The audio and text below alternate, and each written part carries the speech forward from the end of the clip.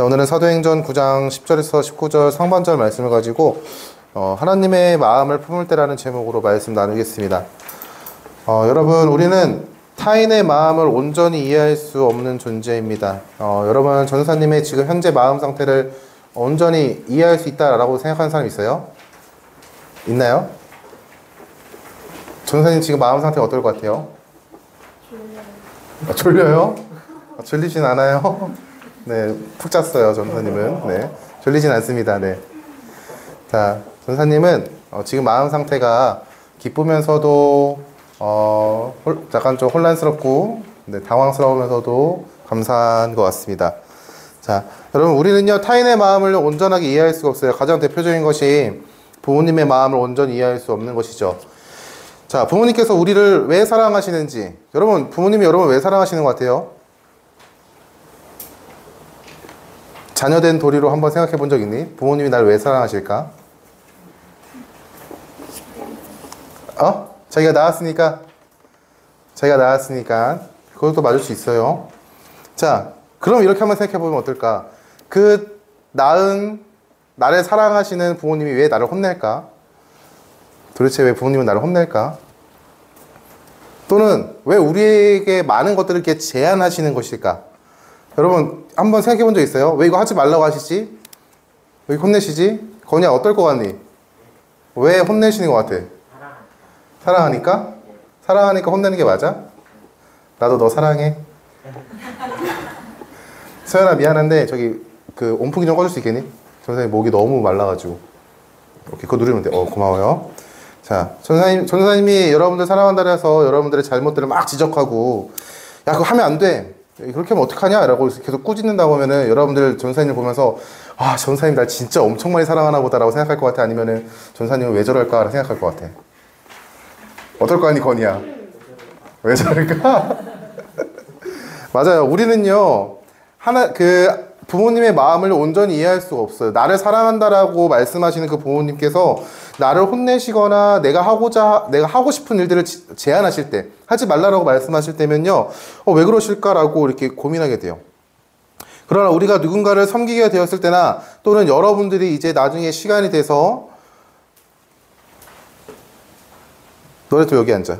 내 눈에 잘 보이는 곳에. 알았어. 빨리 와. 자, 여기 뒤에 같이 앉을 수 있게 해줄게요. 가까이 앉지 마세요. 아니야, 거기 안 좋아. 일로 와. 5초 줄게. 5, 3, 1. 한 칸 더 오세요. 네. 졸면 안 돼요, 여러분. 입교 교육 대상자님들. 네. 졸지 마십시오. 눈 감고 생각하지 마. 눈 뜨고 생각해, 앞으로. 알겠지? 자, 여러분들이 이제 부모가 되었을 때, 그때 가면은 부모님 마음을요, 한 요만큼 이해할 수 있어요. 무슨 말인지 알겠어요? 지금은 우리가 부모님의 마음을 전혀 이해할 수 없습니다. 왜 하지 말라고 하실까? 나를 사랑한다고 하는데. 왜 나를 사랑한다고 하는데 나를 이렇게 혼내실까? 우리는요, 부모의 마음을요, 그때가 돼서야, 부모가 되어서야 조금 이해할 수 있습니다. 그리고 내가 사랑하는 그 자녀가 자라면서 나와 대척 관계에 설 때마다 나의 말을 듣지 않고 자기 중심적으로 행동하는 그 모습 가운데, 그게 그렇게 하면 안 되는 것 가운데 서로가 감정적으로나 이렇게 대립 관계에 서 있을 때, 그때면은 우리가 부모님의 마음을요, 조금 더 이해할 수 있을 거예요. 그리고 그 마음을 닮아가고 그 마음을 품게 되는 것이죠. 여러분, 이처럼 성도는요, 하나님의 마음을 온전히 이해할 수가 없어요. 하나님께서 왜 이런 것들을 허락하셨을까? 나에게 허락하신 상황이나, 나에게 허락하신 순종이나, 나에게 허락하신 시련을 마주할 때면요, 우리는 하나님을 향하여 하나님의 뜻을 구합니다. 그 뜻을 온전히 알 수 있을 때는요, 그 상황을 다 지나고 나서 돌아보았을 때나, 하나님의 뜻이 하나님의 뜻을요, 요만큼 이해할 수 있어요. 우리는 온전히 하나님의 마음을 알 수가 없습니다. 그러나 우리가 하나님과의 인격적인 만남과 그 관계 가운데 하나님의 마음을요, 조금씩 알아가는 거예요. 그리고 우리는 하나님의 마음을 품음으로써 하나님의 인도하심에 순종함으로 나아가는 것이죠.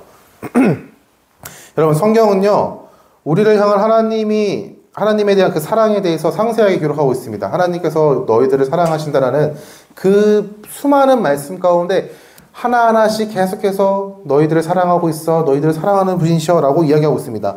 로마서 5장 8절에는요, 우리의 신분이 죄인 되었을 때 하나님께서는요, 예수 그리스도의 십자가로 사랑을 보이셨다라고 우리에게 말씀하시고요. 우리가 환난 당할 때는요, 요한복음 14장 18절 말씀에 우리를 고아와 같이 버려두지 아니하시겠다라고 우리에게 진리의 영이신 예수의 영 성령 하나님께서 우리와 언제나 동행하신다라고 이야기하십니다. 요한복음 14장 14절에는요, 예수의 이름으로 무엇인지 구하면은 예수님께서 행하시겠다라고 말씀하세요.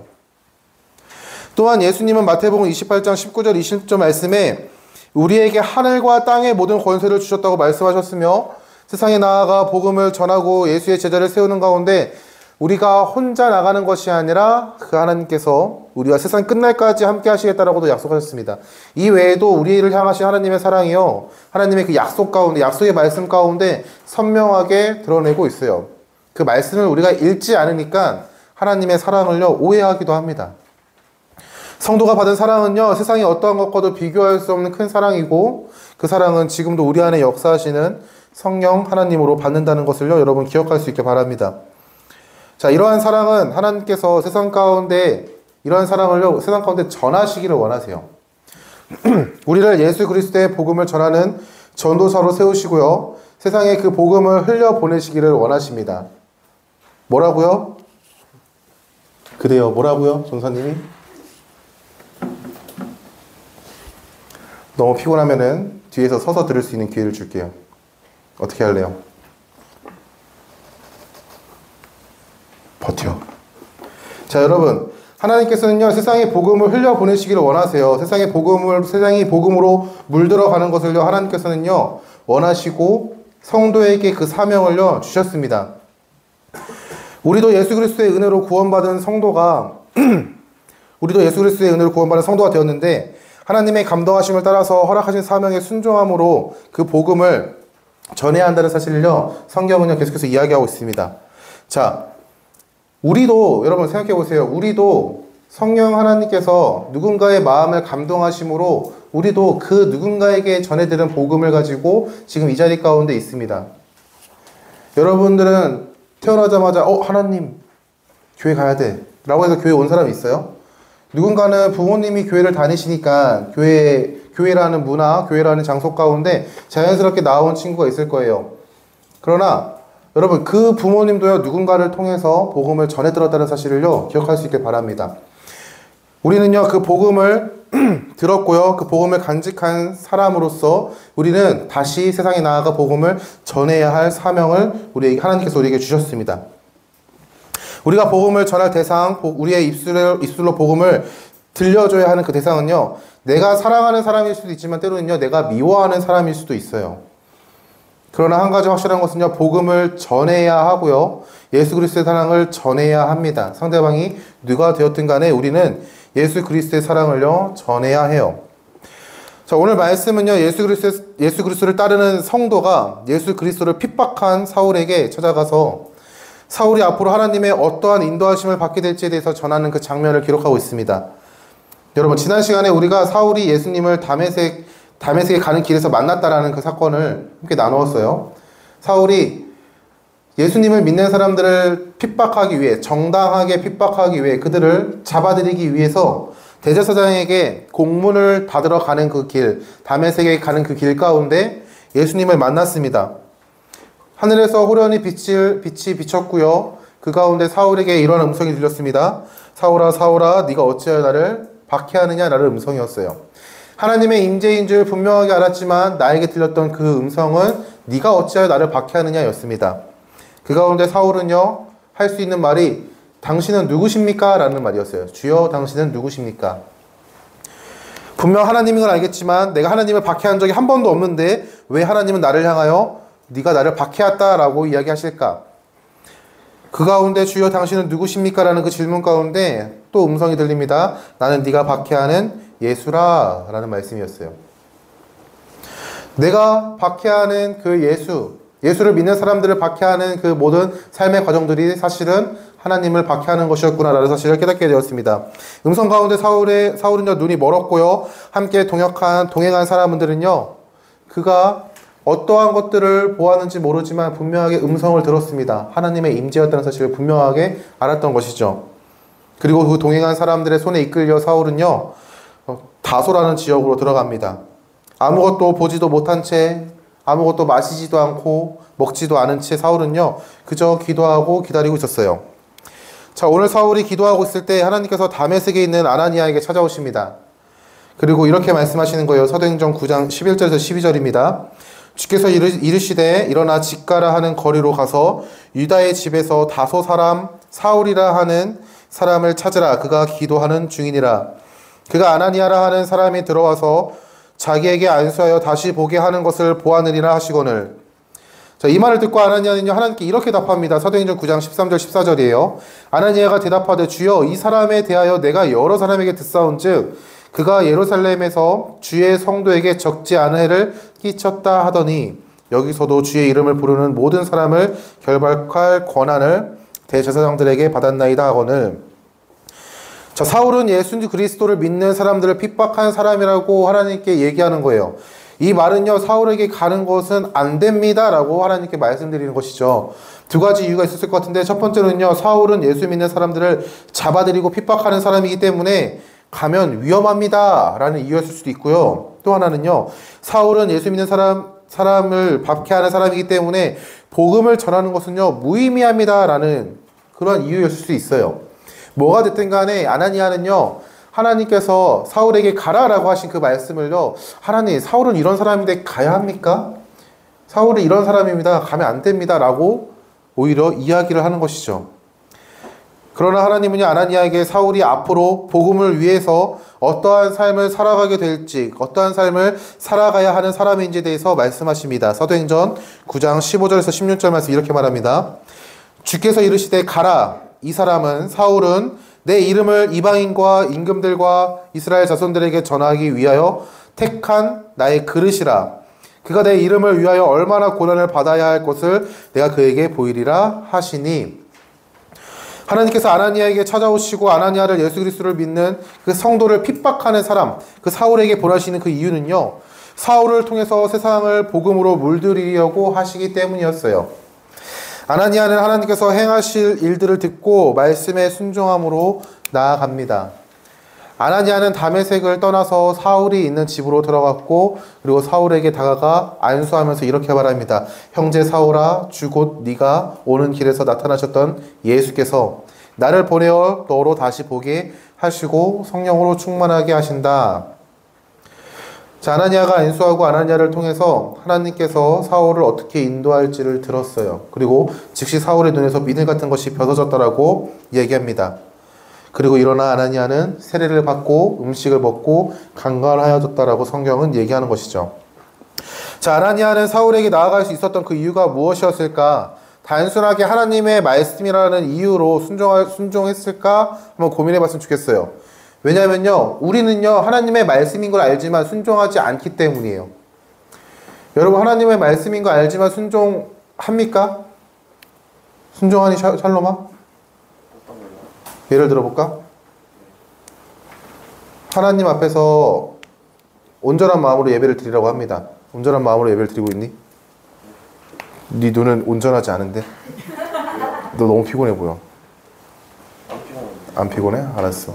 자, 우리가 부모님을 공경하라는 그 말도요, 여러분 지키나요? 잘 지키고 있어요? 부모님 공경하라는 말 잘 지키고 있어요? 고개 끄덕이길래. 여러분, 내 이웃을 내 몸과 같이 사랑하라는 그 말 잘 지키고 있어요? 내 친구들, 여러분 모든 친구들 다 사랑합니까? 한 사람도 미워하는 사람이 없어요?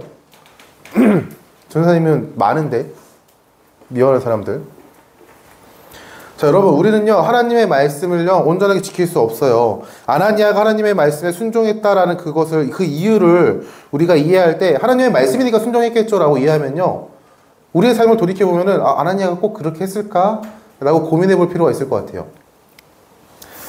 자, 순종에 대해서 이해하기 위해서는요, 우리가 신명기 말씀 한번 보면 좋겠습니다. 신명기 말씀, 신명기 6장 4절에서 5절입니다. 자, 이스라엘아 들으라. 우리 하나님 여호와는 오직 유일한 여호와시니 너는 마음을 다하고 뜻을 다하고 힘을 다하여 내 하나님 여호와를 사랑하라 라고 말씀합니다. 자, 이스라엘을 향하신 명령인데요, 5절에 보면요, 마음을 다하고 뜻을 다하고 힘을 다하여 내 하나님 여호와를 사랑하라 라고 말씀하십니다. 자, 이스라엘이 갖고 있었던 행함에 대한 그 생각, 기준, 행함에 대한 어떠한 메커니즘을 한번 여러분 생각했으면 좋겠는데, 다음 페이지 한번 보실 수 있습니까? 전도사님이 만든 거예요. 방금 누가 한숨 쉰 것 같은데? 아니죠? 자, 고마워요. 자, 신명기 6장 5절 말씀 보면은, 신명기 6장 5절 말씀을 전도사님이 그림으로 나타낸 거야. 사람이에요. 사람 같아 보이지 않니? 사람 같아요. 머리랑 다리는 없어도 팔은 있는데. 자, 오케이. 알았어요. 목이 잘렸군요. 미안해요. 자, 신명기 6장 5절에 보면은 너는 마음을 다하고 뜻을 다하고 힘을 다하여 내 하나님 여호와를 사랑하라라고 얘기합니다. 자, 여러분 잘 보면요. 가운데 뭐가 있죠? 마음이 있어요. 마음. 여러분 마음 있죠? 마음 없나요? 마음 있죠? 네, 마음 있어요. 네. 자, 마음이 있어요. 그리고 그 밖에는요, 뜻이 있고요. 그리고 힘이 있습니다. 마음 가운데는요, 행함을 할 수 있는 그 힘이 생겨나요. 그리고 그때 그 뜻이라고 명시되어 있는 나의 생각과 감정과 의지가 같이 움직입니다. 그때 우리는요, 힘을 다하여 물질과 시간과 건강과 재능을 다하여 하나님을 사랑할 수 있다라고 이야기하는 거예요. 내 마음이 움직이지 않은 채 그 힘을 다하여 살아간다는 것은요, 언제나 한계가 있습니다. 여러분, 부모님을 사랑합시다라고 성경에서 말하는 거, 부모님이 여러분에게 잘해주고 여러분을 사랑한다라고 표현해주시고 할 때는 우리가 그것을 순종할 수 있어요. 아, 부모님이 나를 사랑하니까 나도 당연히 부모님을 사랑하는 게 맞아. 그러나 만약 여러분들 하고 싶어하는 게임을 계속해서 제한하고 여러분이 갖고 싶은 물건들을 못 사게 하고 여러분이 하고 싶은 일들을 계속해서 막으신다면은 과연 여러분이 온전히 부모님을 사랑할 수 있을까요?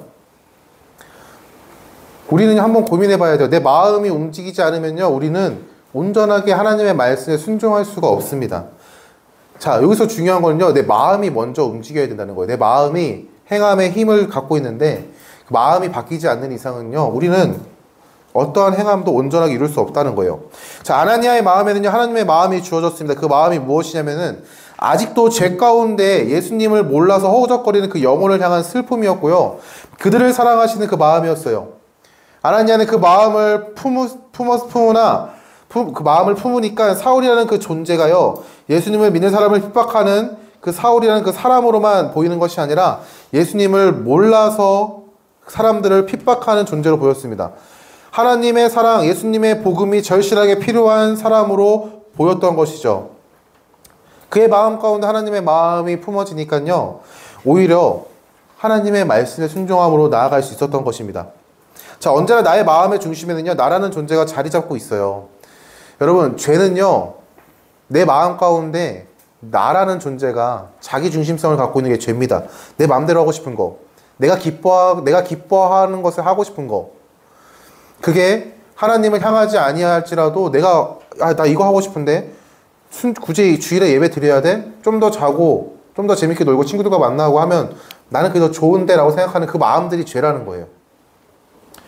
우리는요, 내 마음 가운데 나라는 존재가 그 중심에 자리 잡고 있기 때문에 우리는 스스로 온전히 하나님의 말씀에 순종할 수가 없는 존재입니다. 자, 어느 정도까지는 내가 순종합니다라고 얘기할 수 있지만 나의 감정과 이성적인 면에서 만약에 부딪히게 되면요, 그 상황에서 하나님의 말씀을 선택하지 않아요. 오히려 나를 선택합니다. 하나님께서 이쪽으로 가라 했는데 이쪽으로 가는 길이 낭떠러지예요. 여러분 생각해 보세요. 낭떠러지로 떨어지면은 죽겠죠. 자, 그 가운데 여러분들이 정말 그냥 하나님의 말씀이니까 온전히 순종함으로 나아갑니다 하고 발을 내디딜 수 있을까요? 전사님은 고소공포증이 있어서 절대 못할 것 같아요. 주님, 굳이 이쪽 말고 왼쪽으로 가면 더 좋을 것 같은데 이러면서 하나님을 설득할 것 같아요. 아나니아가 사울에게 가라라고 그 말씀하신 가운데 아나니아가 하나님, 사울은 이런 사람이에요. 예수님을 핍박하는 사람이고요, 예수님을 믿는 사람들을 잡아들인 사람입니다 라고 하나님께 항변했던 것처럼 전사님도요, 굳이 이쪽 말고 이쪽으로 더 가면 조금 돌아갈지라도 갈 수 있을 것 같은데 이리로 가면 안 될까요? 라고 하나님께 항변할 것 같아요. 자, 예수님께서 성도에게 약속하신 그 성령 하나님은요, 우리 안에 오십니다. 그리고 우리의 마음을요, 변화시키세요. 하나님께서 우리의 마음을 변화시키셨다는 것에 대해서 에스겔 선지자는요, 이렇게 고백합니다. 에스겔 36장 24절에서 27절 말씀인데요. 읽어줄게요. 내가 너희를 여러 나라 가운데서 인도하여 내고 여러 민족 가운데서 모아 데리고 고국 땅에 들어가서 맑은 물을 너희에게 뿌려서 너희로 정결하게 하되 곧 너희 모든 더러운 것에서와 모든 우상 숭배에서 너희를 정결하게 할 것이며 또 새 영을 너희 속에 두고 새 마음을 너희에게 주되 너희 육신에서 굳은 마음을 제거하고 부드러운 마음을 줄 것이며 또 내 영을 너희 속에 두어 너희로 내 율법을 내 율례를 행하게 하리니 너희가 내 규례를 지켜 행할지라. 자, 하나님께서 유대의 멸망으로 인해서 여러 나라 가운데도 흩어진 그 백성들을 다시 불러주신다라고 말씀하십니다. 그리고 그 부름은요, 그 부름을 받은 백성들은요, 정결하게 되고요. 그리고 새 영을 그 백성들의 마음 가운데 부어주시는데 그 새 영이 하는 일이 뭐냐? 새 마음을 주시는 것이라고 얘기하고 있어요. 그 새 마음은 뭐냐면요, 육신에서 갖고 있었던 그 굳은 마음, 하나님을 향한 대적하는 마음, 내 마음의 중심 가운데 나를 두고자 하는 마음, 그러한 마음들을 제거하시고요, 부드러운 마음을 주신다는 거예요. 하나님의 말씀에 기뻐 순종할 수 있는 마음을 주신다라고 성경은 얘기하고 있어요. 그 기쁜 마음을 가지고 뭘 할 수 있냐? 하나님의 말씀에 행할 수 있는, 하나님의 율례를 지키고 규례를 지켜 행할 수 있는, 하나님께서 허락하시는 그 순종함에 나아갈 수 있는 능력을 허락하시겠다는 겁니다. 예수님께서 요한복음 14장에서 16장에 걸쳐가지고 예수님이 다시 아버지께로 돌아간다라고 얘기했어요. 그때 돌아가는데 너희들을 고와 같이 버려두지 아니하고 내가 너희에게 영을 보내줄 거야. 진리의 영을 보내줄 건데 그 진리의 영, 또 다른 보혜사 성령님을 너희에게 보내줄 거라고 약속하셨습니다. 그리고 그 약속은요, 예수님께서 십자가에 달리시고 죽으심으로 3일 만에 부활하셨을 때, 그때 예수님께서는요 40일 동안 제자들과 함께 있었죠. 그리고 다시 하늘로 올라가셨습니다. 올라가실 때 그때 예수님께서 약속하신 그 성령을요 백성들에게 보내주셨어요. 예수님을 믿는 그 성도들에게 성령님께서 오셨고요, 성령 하나님요 우리 안에 계심으로 우리의 마음을요 계속 움직이세요. 하나님의 말씀에 순종할 수 있는 마음을요 일으켜 주십니다. 아나니아가 사울을 향하여 나아갈 수 있으면요 성령 하나님께서 허락하시는 아버지의 마음을 알았기 때문이에요. 그리고 그 마음을요 품어서 사울에게로 나아갈 수 있었던 것이죠. 자, 만약 아나니아가 자신의 힘과 능력으로 나아갔다고 한다면요, 자신이 사랑하는 성도들을 핍박한 그 사람을 딱 바라봤을 때 분노했을 거예요. 내 마음이 아직 그 사람을 용서하지 못했는데 하나님의 말씀에, 그래요, 하나님의 말씀이니까 제가 갑니다라고 걸어갔던 그 길 가운데 계속해서 핍박당하였던 나의 사랑하는 성도들, 나의 사랑하는 가족 공동체들, 교회 공동체들의 모습들이 보였을 거고요. 그 가운데 그 사람을 마주했을 때 오히려 더 분노에 휩싸여가지고 그 사람이 하나님의 뜻을 전하는 것이 아니라 오히려 나의 감정이 먼저 앞섰을 수도 있습니다. 하지만 아나니아의 행동은요, 마음이 변화된 행동이었어요.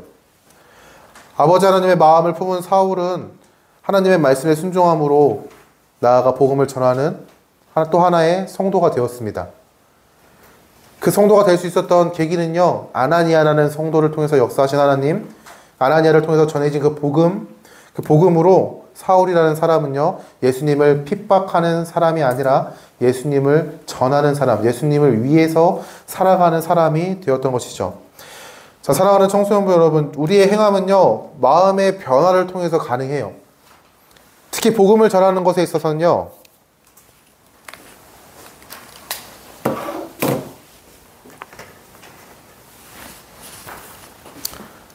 자, 특히 복음을 전하는 것에 있어가지고 아버지 하나님의 마음을 품었을 때 우리는요, 그 복음을 전하는 것을 기쁨으로 감당할 수가 있습니다. 여러분에게 사랑하는 사람을 넘어서 만나게 하시는 이들에게 복음을 전할 마음이 있습니까? 여러분들은요, 여러분을 미워하고 핍박하는 그 친구들을 향해서 예수님 믿어야 돼 라고 이야기해 줄 수 있는 그런 마음이 있어요? 여러분이 복음을 전할 수 있는 그 마음이 없다면요, 하나님께 기도할 수 있기를 소망합니다. 나의 마음 가운데 아버지의 마음, 세상의 복음을 모르는 사람들을 긍휼히 여기는 마음을 허락해달라고 여러분 기도했으면 좋겠어요. 그리고 그 사람을 만났을 때 전할 수 있는 용기와 지혜와 믿음을 더해달라고, 그리고 은혜도 허락해달라고 여러분을 기도할 수 있기를 소망합니다. 아버지의 마음은요, 예수 그리스도를 인격적으로 만난 성도에게 주어진 은혜예요. 죄인인 우리를 구원하신 하나님의 사랑인 십자가 사랑을 경험한 성도가 하나님께 간절히 구할 수 있는 은혜입니다. 예수님과 인격적인 관계 안에서 성도는요, 하나님의 마음을 조금씩 이해해 갈 수 있는 거예요. 온전하게 그분의 마음을 다 이해할 수는 없지만 하나님께서 아, 하나님이 저들을 불쌍히 여기시고 있구나.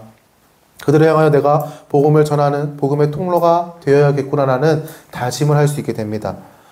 하나님 아버지의 뜻하심을 모두 이해할 수는 없습니다. 그러나 하나님이 어떠한 마음으로 지금 이러한 일들을 행하시는지, 이런 일들 나에게 허락하시는지에 대해서 우리는 조금씩 이해할 수가 있어요.